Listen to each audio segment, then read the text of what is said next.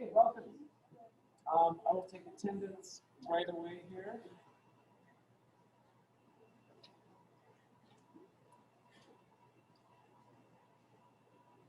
Okay, Josephine is here, and Glenn, and Sarah,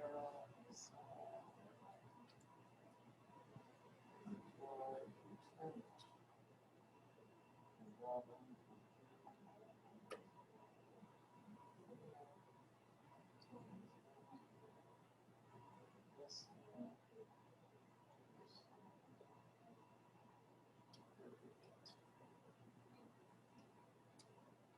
yes, I did, sorry. Is here.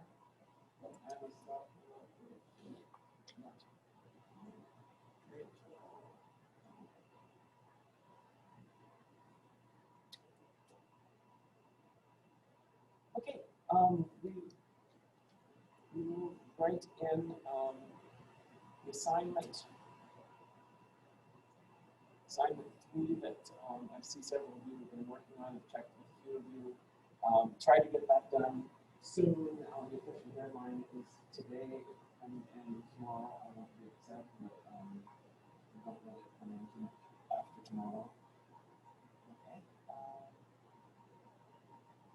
And also I did put up a new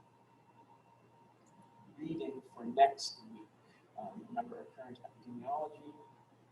This is a clinical trial. I thought that would be appropriate since we've been talking about different types of studies we had been.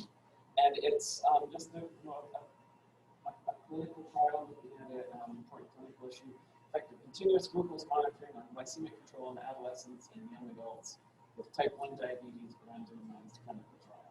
And as I scanned through it this afternoon, it looked pretty straightforward. A classic example of this group with one treatment, this group with the other, and this group with the other. So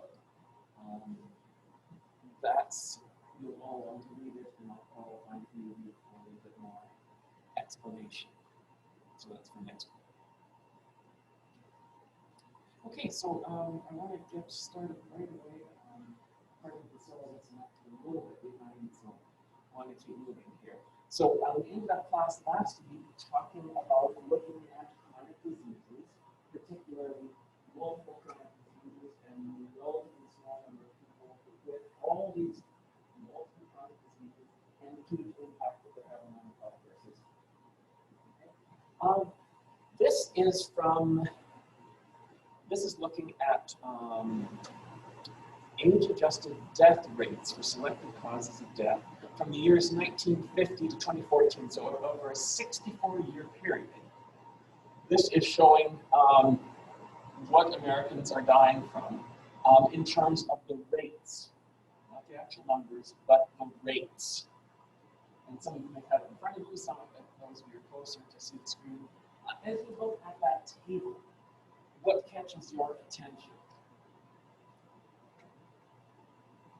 It's not an observation, something that you find interesting, something that you notice change, any observation in terms of categories, what's interesting? Yes.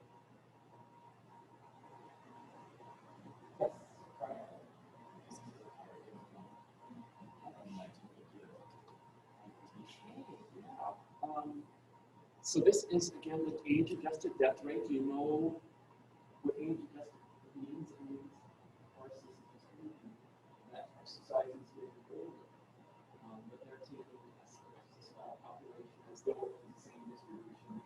So we can see truly this. Any changes that we see here are not due to an aging society, which of course will even move in the opposite direction.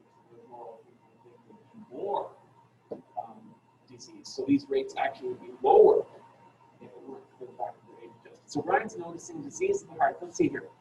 In 1950, it was 588 per 100,000, and it's gone down to 167. I mean, that's like a third of that. We were at that. We know that heart disease is still number one. Cancer is number two. But in terms of the rate, it's gone down a lot since the 1950s. The era that we were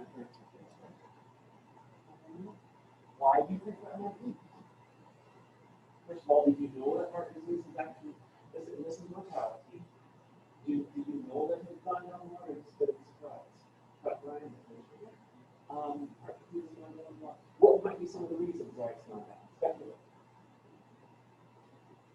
What do you think, Joel?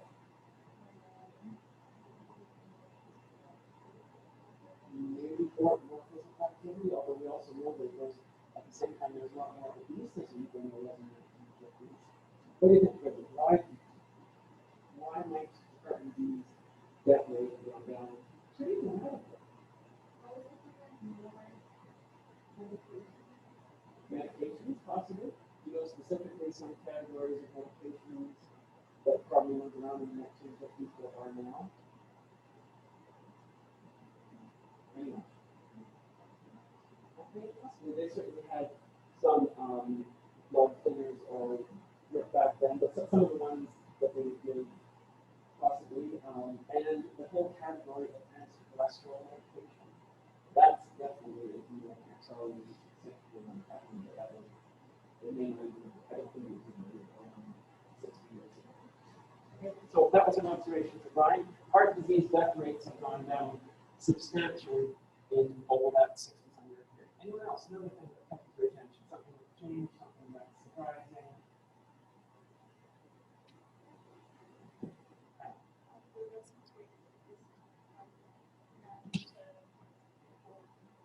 Okay, let's see. Chronic lower respiratory diseases. So, what do you think is going on here? It just didn't exist in the until 1980?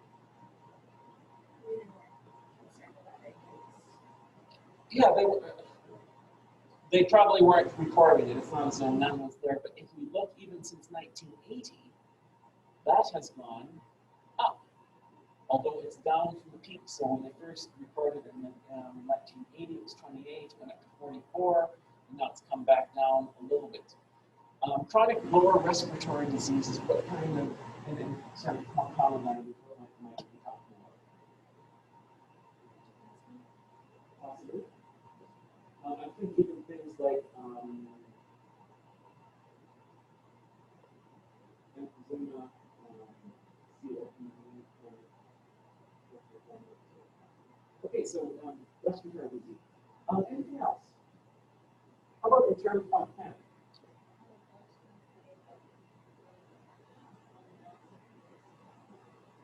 Influenza.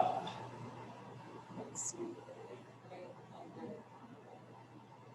Okay, influenza and pneumonia have gone down. And again, this is a rate. It's down, you know, almost a third, less than a third. 16 would be a third, so it's gone down a lot. Influenza and pneumonia. Notice this is an infectious disease. What do you see here in terms of chronic diseases versus infectious diseases? Most heart disease is chronic. Cerebrovascular disease, that's going to be things like strokes. Malignant neoplasms, CIRS, chronic lower respiratory influenza, this is definitely an infectious disease. Chronic liver disease and cirrhosis, diabetes, Alzheimer's, HIV is an infectious disease, injuries. Most of these are chronic diseases, not surprisingly. Are there any that have gone up quite dramatically? We've talked to some that have gone down. Anna mentioned lower respiratory disease. Look at homicide. In 1950, it was 5.1 per 100,000. In 2014, it was 5.1 per 100,000. So it's though it went up, and now it's come back down, sort of where we started. Okay. So I show you this. There's all sorts of interesting information here. I show you this particularly then with relationship to the balance between chronic diseases versus infectious diseases. Okay, let's see, poisoning. Poisoning went up considerably compared to those records. HIV, of course, didn't exist until the 1980s. It was high, and now it's gone down. Diabetes. 23, 22, 24, 18, 20, 25. So not a lot of change in terms of diabetes. Chronic liver disease. Some of them, yeah, some of them didn't have changed too much. Okay. This just is a bit more information. This is rates. This next slide is looking at actual numbers of people in 1980 and in 2014. So you can see some changes that have happened here. And notice this is not a rate, it's an actual number, so changes due to increase in population aren't factored in. Okay, take a look at this graph here. This is looking at the numbers of deaths. So this lighter blue line is the actual numbers of people that died in the US. Back in 1935, 1.392 million people died. And in 2010, 2.4 million died. Then here we have the crude death rate. And here we have the age-adjusted death rate. Can you make sense of what's going on here? So first of all, the numbers of deaths increasing, and part of that, again, since it has numbers, is because the population is increasing. There are a lot more Americans now, or in 2010, than there were back in 1930. The crude death rate has been going down a little bit, as you can see there. Crude death rate means just the number of people dying divided by the population, and it's gone down a little bit. And the age-adjusted death rate has gone down a lot, from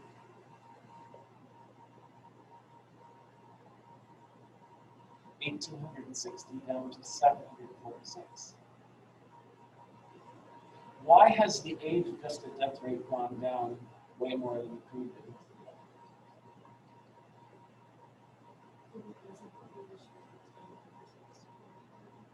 Okay, so two things. The population is getting bigger.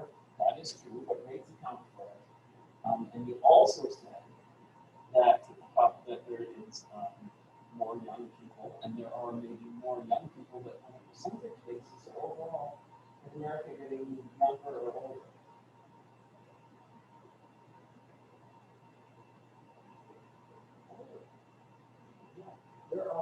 There's a much greater percentage of people over 65 or over 75 or over 85 or over 90. I read one place that like those over 100 on a percentage basis are one of the fastest growing age groups. So what this is showing us is that if in 1935 they had as many old people as they did in 2010, the death rate would have been way higher than it actually was in 1935. Or alternatively, if we had as few young people, I was pointing to that. The fact that the age-adjusted death rate has gone down a lot, this is because this population is older. And looking at a constant distribution of old people and young people, it actually much more dramatically shows how the death rate has changed over time. And the crude death rate, of course, hasn't changed a lot. Okay, so again, kind of that point of age adjustment. Now let me transition just slightly.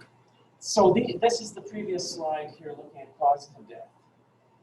And these are the top 10 causes of death.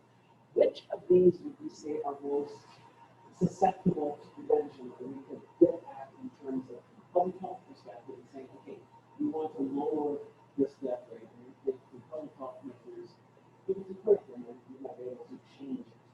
Which are some of the ones that you'd say are most likely, most susceptible to prevention efforts? There's no one answer, but which ones would be? It's heart disease. Yeah.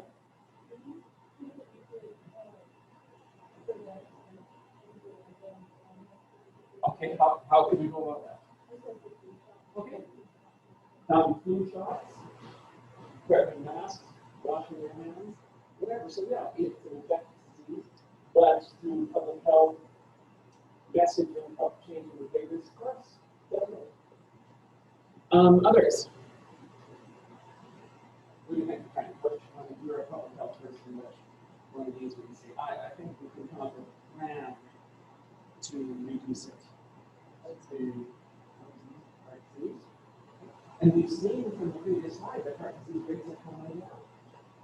And for some reason, drugs, maybe physical activity, maybe diet, maybe better symptoms, people recognize if they're having a heart attack, maybe clot busting drugs that weren't available. So a lot of these, again, are there any that you'd say are less susceptible to public health prevention? Yeah. Homicide? Maybe. It's interesting because we saw how homicide rates were low in the 1950s, they went up, and then they came back down. And homicide rates in this country are actually relatively low, at least compared to what they were in the 1980s. Now, there are a few specific places in this country. When you think of homicides, what cities come to mind? Chicago is really bad. Baltimore is really bad. But a lot of other cities in this country that maybe 30, 40 years ago had a high homicide rate, the rate is actually quite low. And typically, traditionally, we view homicide as a law enforcement problem. And law enforcement is something pretty low, but it's interesting that there have been people who use a public health approach as well. Can we reduce homicide, or more generally, can we reduce violence using public health strategies, viewing it as a public health problem and not just as a law enforcement, as a legal problem? That could be a whole class in and of itself. So from a public health perspective, we might question whether homicide is one that is susceptible to intervention, but there is actually some interesting research on it. And people who are playing around with the American Public Health Association conference, which I like to go to. It's canceled, of course, in person, but this fall, it's one of its themes is violence and public health, using public health strategies and interventions to help reduce violence. Which I'm not minimizing it. It's still a big problem, but it's not as big a problem as it used to be. So when we look, here's some more information I want to share with you. Again, connected to chronic diseases in particular. So this is looking at healthcare costs as a percentage of GDP. GDP is the total value of everything that's produced. And actually, I was noticing this needs to be updated. Some of these are projections, this is not a slide. The fact is, it's becoming a bigger and bigger piece of our economy, taking a bigger and bigger piece. And if you're following the presidential election, some of you might be voting for the president. Well, it's what's going to happen to our affordable care, to Obamacare. Here's one that I have updated more. This is looking at the costs of healthcare for a typical family of four, covered by the average employer-sponsored preferred provider organization. And you can see in 2014, when I first came to Carroll College, it was 23,000. This figure goes up to 2018, 28,166, and more recently, 2019, it actually went up a little bit further, $28,386. That's not the amount that people are paying out of pocket, but that's the costs facing to the economy. Do you think, oh, I'm from a family of four, $28,000, that's like that's a lot of money. Remember, of course, that much of that is spent much of that spent by people that have chronic conditions. The Milliman Medical Index is an organization which for years has been tracking the expenditure on healthcare. And they've actually changed it a little bit. Let's see. Here. They used to do it for a family of four, and they still do it, but they're now focusing more on an individual cost. So here it is on an individual purpose. The Milliman Medical Index for an average person. Last year, $6,348. If we go back to this figure here, 28,386 dollars per year, 28,386. How many hours per year for an average working person is the next round? How many hours do you work if you're working full time, 5 days a week, 8 hours per day? So that's 40, and then you get 2 weeks vacation times 50 weeks, so that's 2,000 hours. 2,000 hours is considered full-time employment. And so you can say that's basically 2,000 hours times, let's say, $14.19 per hour. For a family of 4, the average medical cost is equivalent of one person working at full time at $14 an hour. Now, obviously, $14 an hour isn't a big wage, but there are a whole lot of people who are working at $14 an hour and less. And that's just for medical care. So you can see why the cost of health becomes such an important political and economic issue. And why I believe it's so important that you have an understanding of what is driving the cost of healthcare. And it's not just you athletes who are breaking their ankle or having knee surgery. It's the people who are low to the ground with chronic diseases, many of which are preventable. That's my strong, I hope, take-home message for you. Okay. So when we talk about prevention then, there are different categories of prevention. And I'm going to talk through this quickly here. Primordial prevention is the idea that you are trying to improve living conditions, improve basic conditions that contribute to good health. Okay? So you want to maintain conditions that minimize health hazards, and you're targeting total populations or maybe selected groups within the population. We'll look at a specific example in a minute. Primary in prevention is where you're looking at the specific causes of the disease, and you're trying to reduce the incidence of the disease. And maybe you're targeting the whole population, or maybe just certain high-risk groups.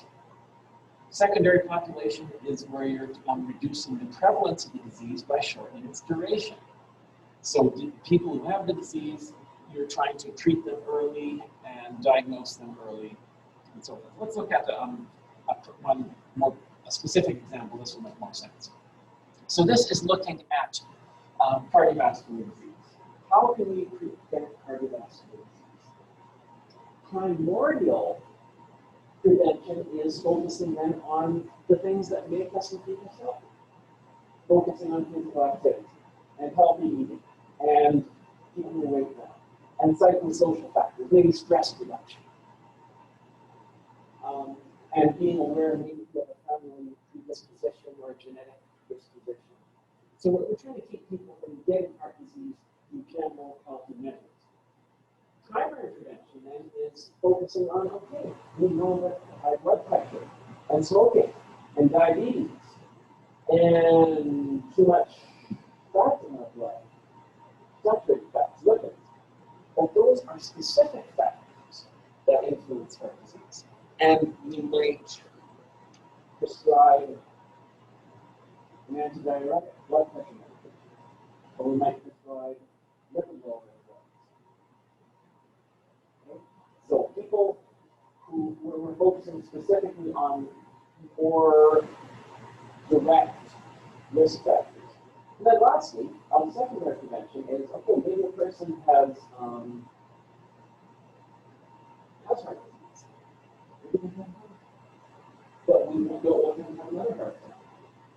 So they might take, let's ASA.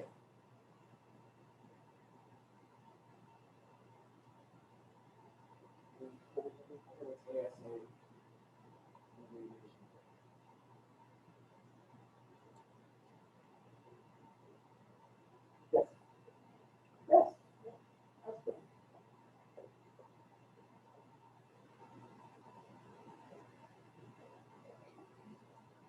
Simple. Salicylic acid. ASA. That's a good use of acid. We talked about that. Maybe, okay, maybe I had a heart attack. Maybe it's a good to get aspirin. It's an anticoagulant. It reduces the risk of heart attack. Maybe you remember from the question perhaps, where is the natural source for aspirin in the certain plant?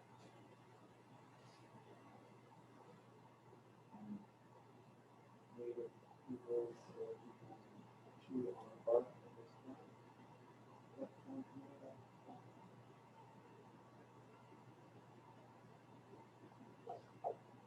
The bark of the willow tree has ASA in it. And here, I'm making connections on how I put it. The genus for the willow is Salix. S-A-L-I-X. And so you can see that's embedded in the domain for aspirin. Its origin, its plant origin, and the willow.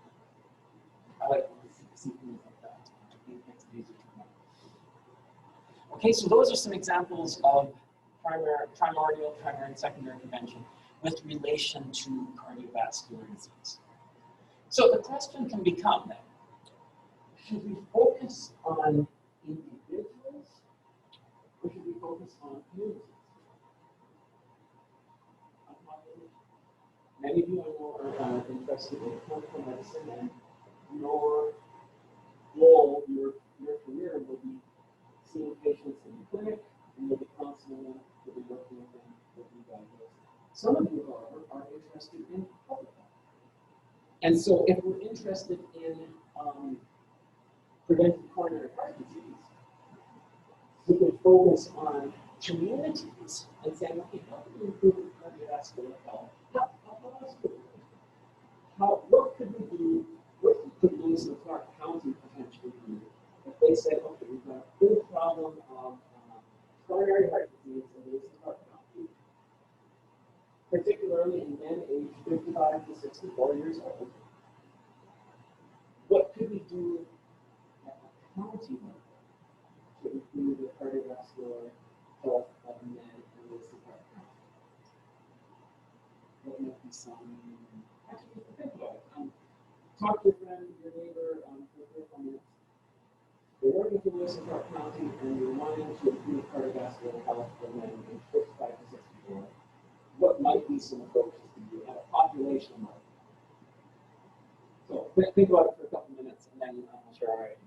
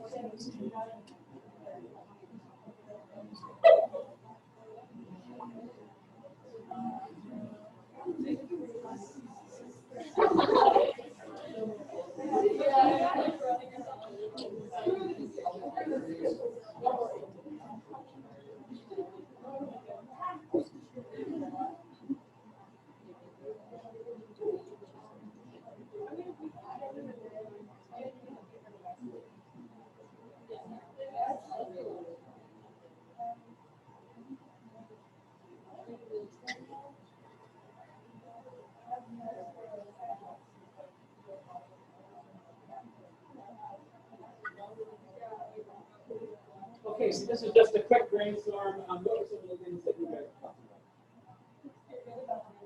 Okay, no, maybe encourage people to take the stairs. Get rid of elevators. Seriously, sometimes, a couple of times I've said something to students. I know that some students riding the elevator. And what would be the more general message? Get rid of elevators or be more physically active. Don't be looking for the closest parking spot to the front of the store, park in the far corner of the parking lot. Okay, so again, a message, public health message promoting physical activity. Okay, other ideas?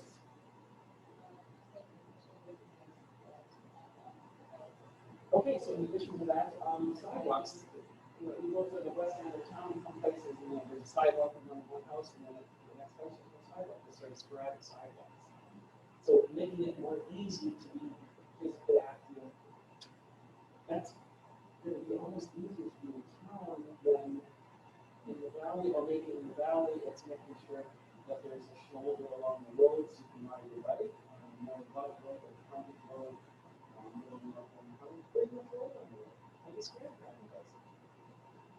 other things, so we talked about physical activity, other things. Physical activity? Mandatory running. Mandatory running. Okay, that one needs to think about that. Brian, you had some different perspectives. Okay, so how might you encourage or promote healthier eating amongst men in those middle-aged men?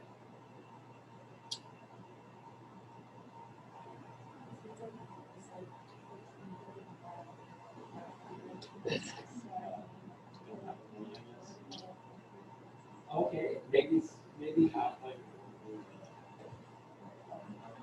Okay, we do have farm markets, how they shut one down. But so in other words, be messaging to the community, focusing on physical activity, focusing on healthier eating, some of these more general factors that are going to benefit everyone, but we can make the messaging somehow try to hold them in. So the issue becomes, look at this here.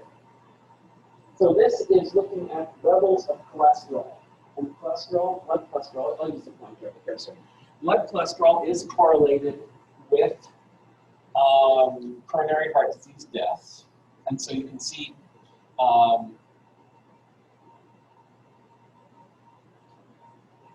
people, here we go.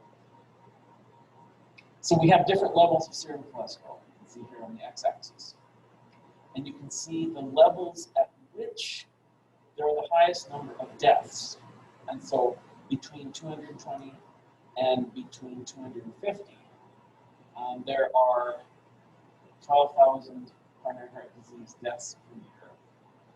And then we can see these higher numbers here. But people who are at an elevated risk, people who have these super high numbers here, there are fewer of them, but they are at higher risk. Okay? So this raises the issue of, do we focus, we try to identify the people who are at most risk, they're going to have really high cholesterol, really high blood pressure, or do we try to focus on the community?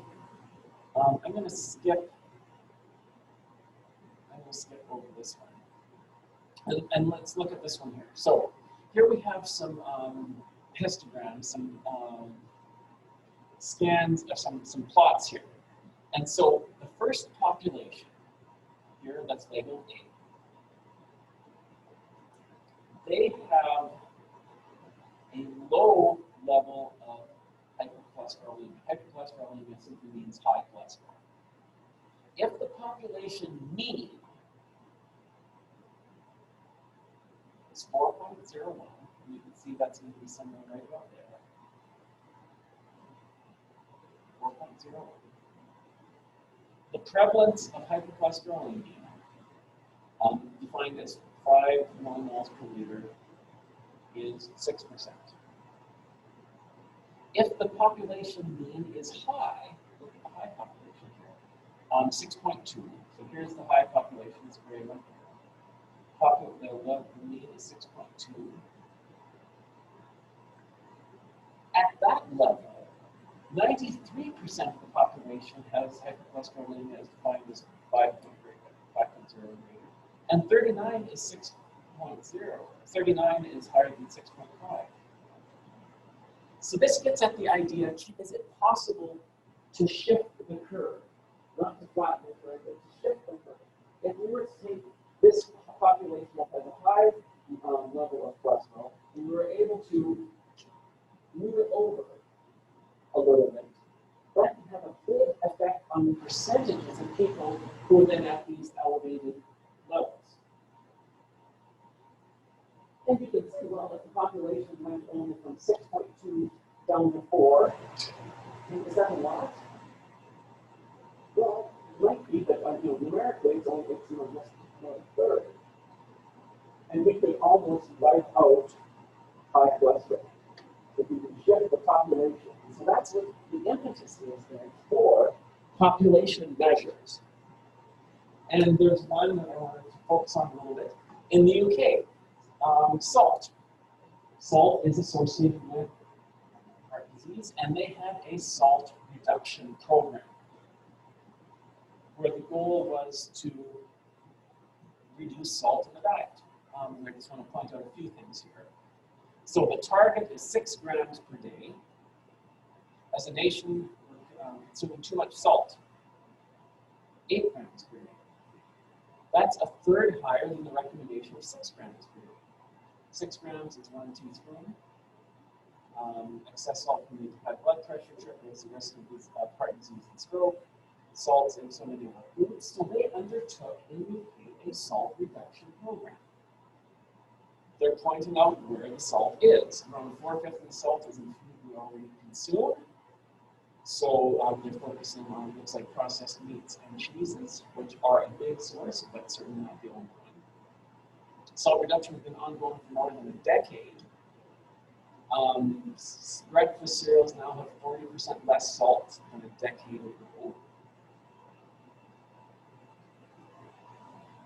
The Scientific Advisory Commission said that salt intake should be no more than 6 grams per day, and at that time it was almost 9 grams per day. So they talk about the targets, target dates, milestones,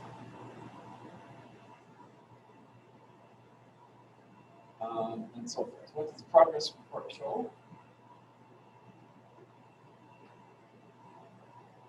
Food industry to meet the 2017 salt targets, just over half. Method. So this is a government public health program, not focusing on individuals, not focusing from a clinical perspective, saying, oh, your blood pressure is too high, you need to do less salt. But targeting our messages for community and one. And they did it through things like this.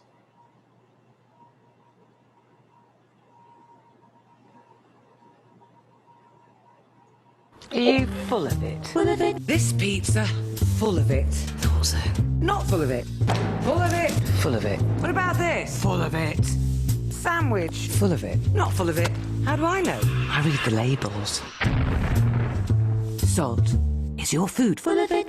Well, is it?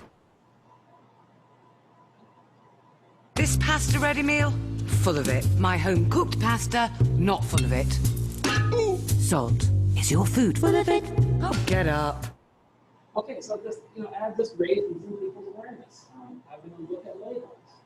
And in order to do that, then there's got to be clear labels. For the UK, they actually have more clear labeling than we do in this thing. But raising awareness, having ads that are a little bit memorable, full of it. So, is this working? Is this working? Here's a paper that came out more recently. Looking at the success of this program. Okay. So we've got the basic information. We'll just look at the abstract here. Salt levels in food monitored using commercial label data. Information collected through self-reporting framework indicated that a substantial reduction up to 70% in some foods had been achieved. Increased awareness of the benefits of reducing salt intake in health, with 43% of adults in 2009 claiming to have made special effort to reduce salt, compared to 34% in 2004 before the campaign commenced. Do you think about salt in the food? Is this something that's on your radar screen as a late senator comes out?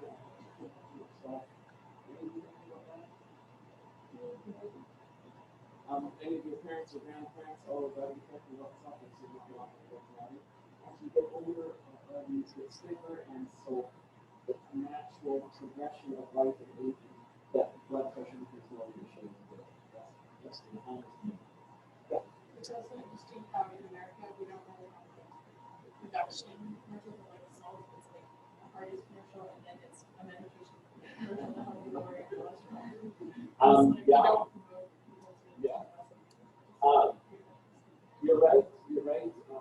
Do you see on TV much? I don't have a TV. Do you watch TV or not?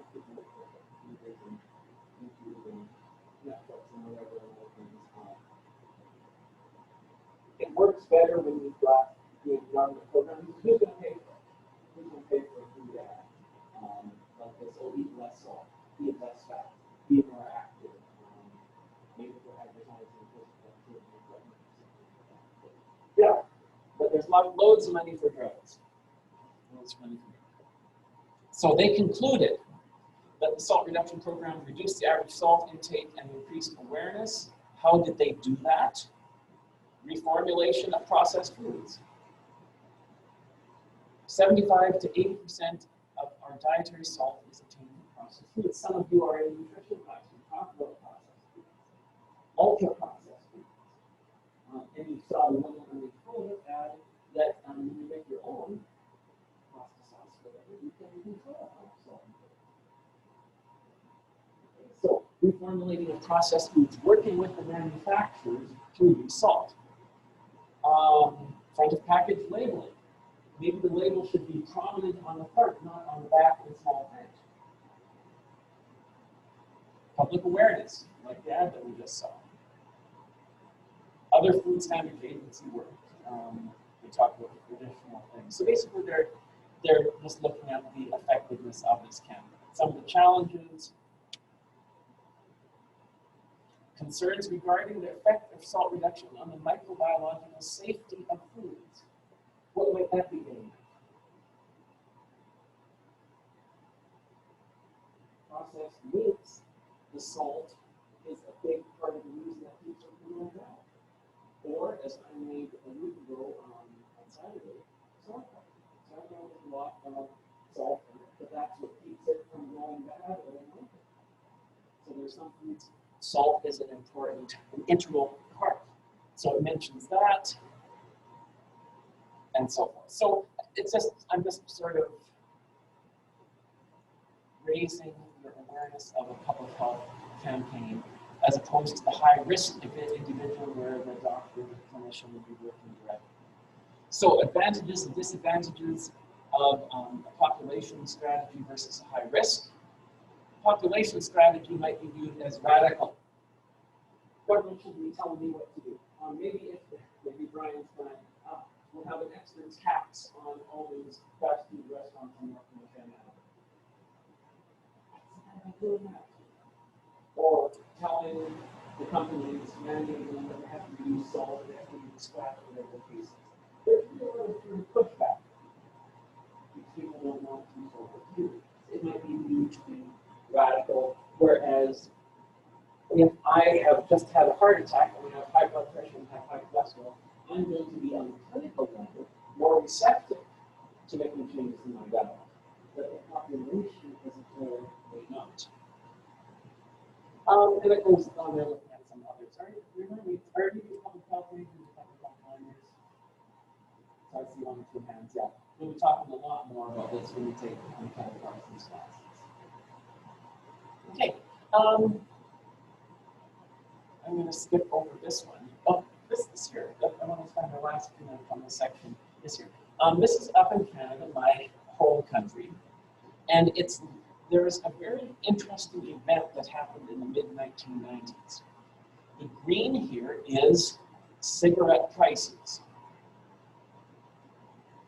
And the brown is total per capita consumption of cigarettes. Okay, so here's the per capita consumption of cigarettes. You can see in the 1980s it was up close to 4,000 per capita per person. Went down. At the same time, prices going up. And then, all of a sudden, price came down and consumption went up. And then price started going up again and consumption went down. if you're looking at this graph, the obvious question is, what was going on in the 1990s? Right? That's sort of weird. We've got a nice inverse relationship here. These two are almost a mirror image of each other. You see that? The price goes up, consumption goes down. The price goes down, consumption goes up. The price goes up, and then consumption goes down. There was a unique situation happening in Canada at that point.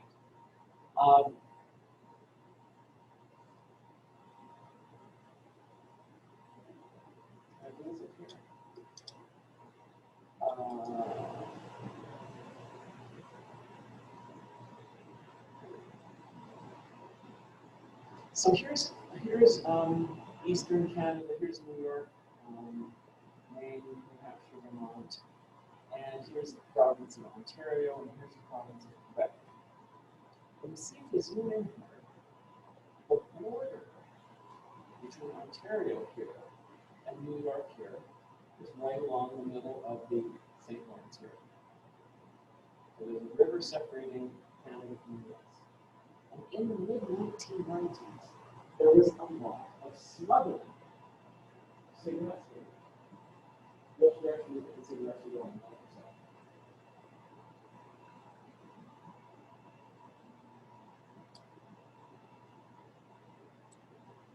Cigarettes were being smuggled from Native American Indian reserves in New York, where they didn't have food taxes. They were smuggling cigarettes into Canada, and the cigarettes were way more expensive. And this was becoming a huge problem because there were issues of native sovereignty at stake. There were actually some violent standoffs between the Canadian government and the natives. Because of all the cigarettes, millions and millions of dollars worth of cigarettes that were being smuggled from native reserves in New York up into Canada. So rather than risk a prolonged, potentially violent standoff, violent exit, the government of Canada said, okay, we're going to take away that economic incentive. We're going to lower the cigarette taxes. So it will no longer be as profitable to smuggle cigarettes from the US into Canada. That's what was going on there in the mid-1990s. That was a policy change resulting from a specific problem because of the Canadian, Canada, New York border. Take a quick look at this. Again, thinking in terms, it becomes difficult, where issues of Native American sovereignty, they were here first before the country of the United States of America came about. So we've got that issue, we've got the public health issue, we've got the money issue, all comes together very much in this episode. Take a look at this.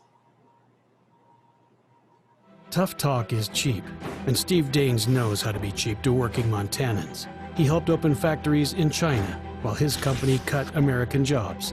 And he protected tax breaks for corporations that outsource, because Daines isn't for us. $1.50 off each carton, and the deal gets even better. The cigarettes are tax-free. Welcome to Pushpatuk, the smallest Indian reservation in New York with less than 300 inhabitants. But every day, it draws many cigarette smugglers like this man keen to hide his face. New York authorities want to put a stop to that. Locals take it as a declaration of war. It seems that they don't want to do the right thing. They don't want to believe in the treaties anymore. And they want to take away anything possible, like they did many moons ago, to hurt Native Americans from getting ahead in life. The enemy is the mayor of New York, who's vowed to fight cigarette smuggling.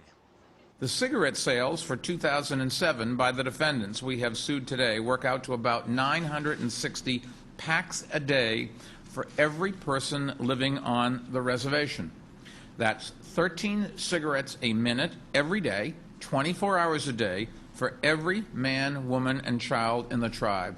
Meaning the loss of over $500 million of tax money. It's a money question. They should leave us alone. They tax the shit out of them as they are. You know, the economy's going down, they have less tax revenues, so they're looking to pick up money from anywhere they can. It's the second time New York takes up the fight over the price of cigarettes. The Indians won the first round, and the local chief is confident they will prevail again. A tribe leader as well as a lawyer, he knows the rights of his people and is fiercely opposed to Bloomberg and his plans. What I do know is that he does not want us to be a business. He does not want us to exist as a people. He does not want us to have control over our territory.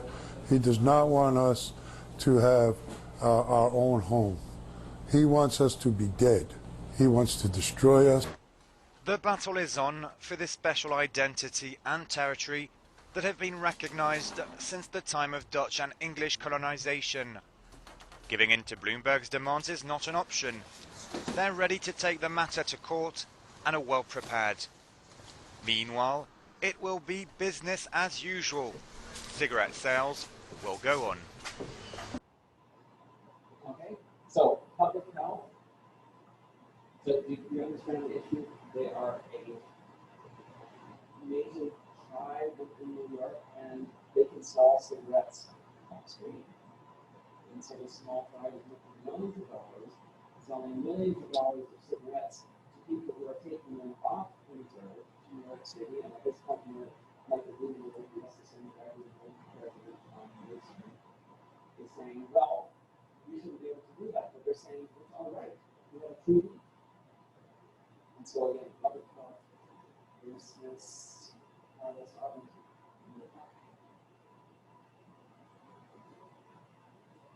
I'm not pretending that there is no easy solution, but this is some of the issues. These are some of the issues that emerge when you start to do community matters. So that's that. I want to immediately move in our last part of the class on the next topic, which is screening. So we're changing gears a little bit, going from chronic diseases to looking at screening. And we've got about 18 minutes left. Here it goes. Assignment, it's assignment. We talked about that. Okay.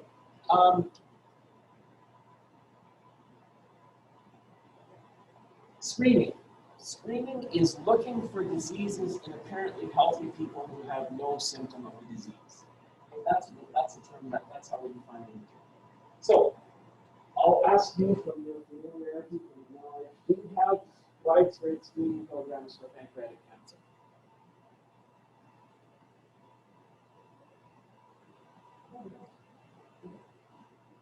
Do we have screening programs for the seasonal flu? And keep in mind, testing people for something before the symptoms become prevalent. Do we have screening programs for breast cancer? Yes, we do. Mammography for starters, breast self-exam.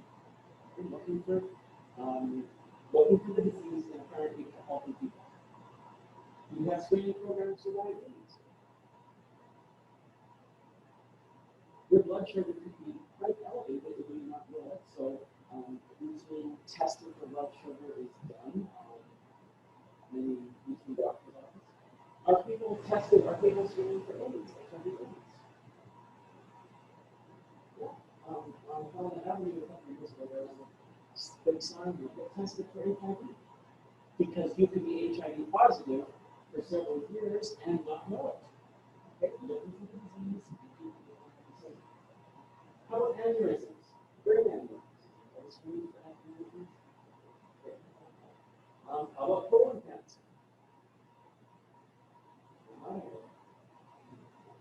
How do we screen for colon cancer? Colonoscopy. Okay? It's like a camera. Or there's also one called fecal occult blood, where they test for blood in your stool, in your bowel movement. There might be some sort of tumor left over. So what is it? And why is it that some of these we have screening programs for, like breast cancer, like HIV/AIDS, like colon cancer, and we don't have screening programs for pancreatic cancer, flu.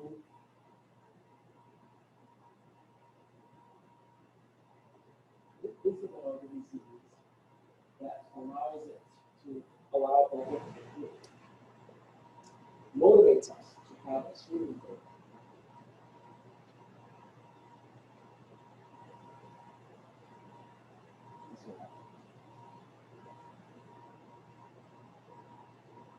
Is the disorder well defined? Is it known? Do we know the prevalence? This is a crucial one here. A long period between the first signs and the overt disease. Okay?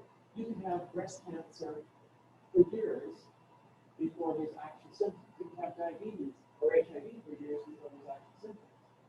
The seasonal flu, you're going to get symptoms within 2 days of being exposed. Right? So there's not this long asymptomatic window like we have for some of those others. Is there a safe test? Is it cost effective? Is it acceptable? And are there generally agreed upon procedures? So let's go back here. If someone is diagnosed with breast cancer, do we have accepted protocols for treatment? Maybe it's lumpectomy, maybe it's a radical mastectomy, maybe it's chemotherapy, maybe it's radiation. But the fact is, we have accepted protocols for treatment. For HIV, talk about antiretroviral. Pancreas cancer.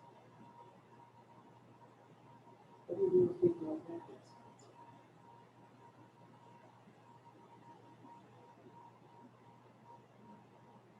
Okay.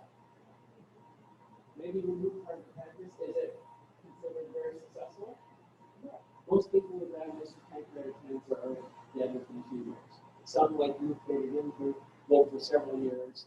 But my grandmother, my first grandmother, had pancreatic cancer. She was diagnosed in August. She was diagnosed in August. She was dead by January. Often, it is very quick. There's not a lot that can do that. Steve Jobs, all your Apple devices, Venus, you have Apple computer, he died of pancreatic cancer about 10 years ago. If there were treatments and money could have paid for them, he'd still be alive. It's almost a death sentence. Okay, so those are some of the characteristics of a screening program.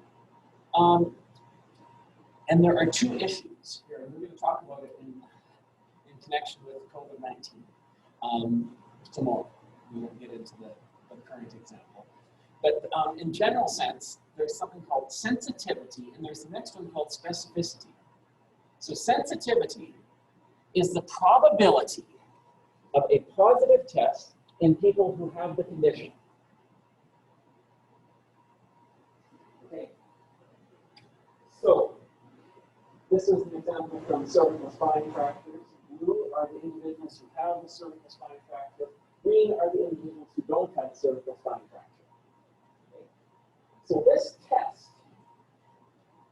identified all these people here in this box as being positive, and we'd say it's 100% sensitive because if you had a cervical spine fracture, the test said you have a cervical spine fracture. Okay. What do we call all these green ones in this cell? False positives. The test said you have a cervical spine fracture, but they didn't have a cervical spine fracture. Okay? So this is 100% sensitive. If you have the condition, it says you have the condition. Okay? Specificity is the probability of a negative test in the people who don't have the disease. Okay? So I'll use the cursor again. So on the right-hand panel, the test tested all these individuals as being negative. We don't have it. And the green are all on the right-hand panel. And what do we call the blue ones? False negatives. They shouldn't have tested negative, but they did. Okay. This is the essence of the challenge of screening. Because right now, I mean, I could have a test, for example, maybe in this class there are 2 of you, you have a certain condition. But my test says, oh, you all have this condition. It's 100% sensitive because if you have it, my test says if you have it, all the false positives. Or, in this one, what about all the false negatives? All these blue over here.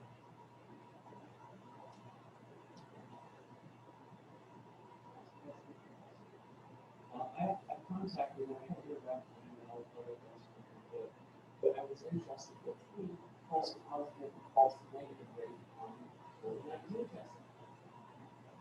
The test says, oh, you have it and you don't. Or the test says you don't have it, and in fact you do. This becomes really challenging because, actually, I'll ask you this as well. What are the downsides of all these false positives here? How bad of a problem is this? How big of a problem is this? What are the consequences of false positives? Yes, Brian.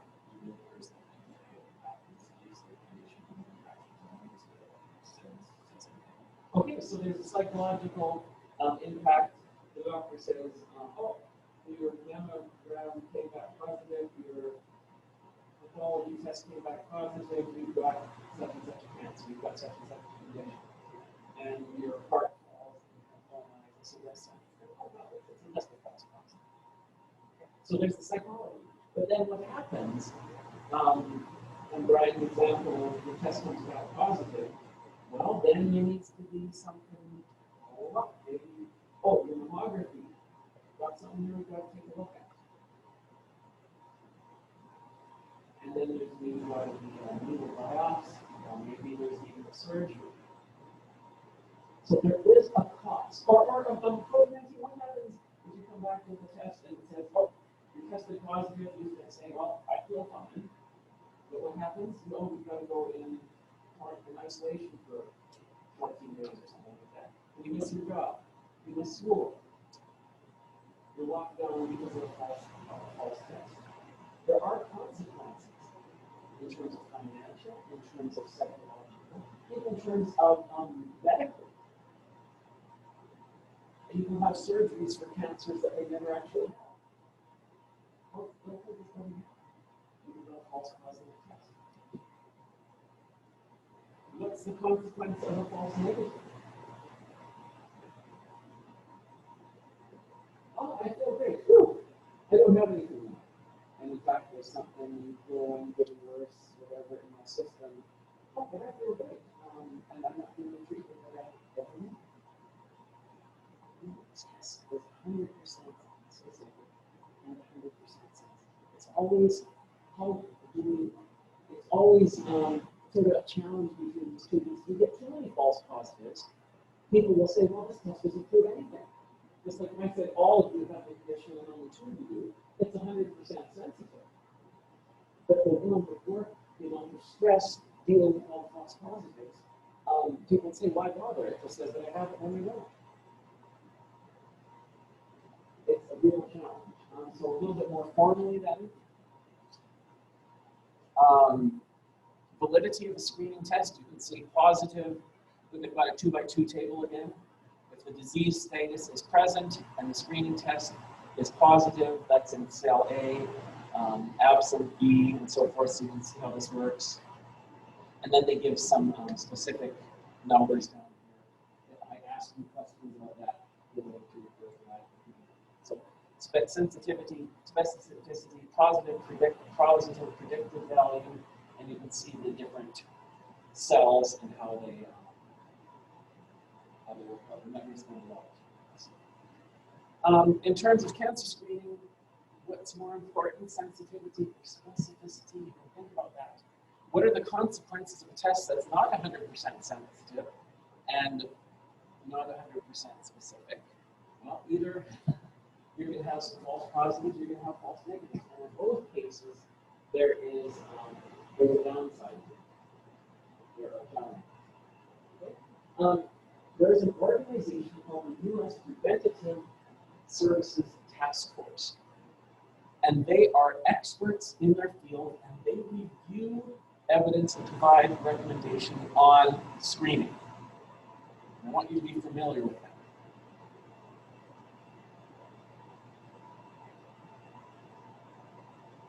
Okay, let's look at, and these are different different types of screening.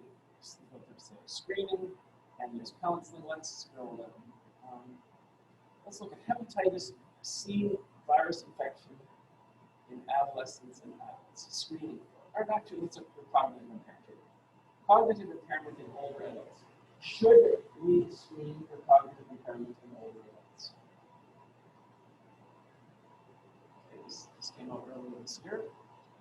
The U.S. Preventative Services Task Force concludes that current evidence is insufficient to balance the benefits and harms of screening for cognitive impairment in older adults.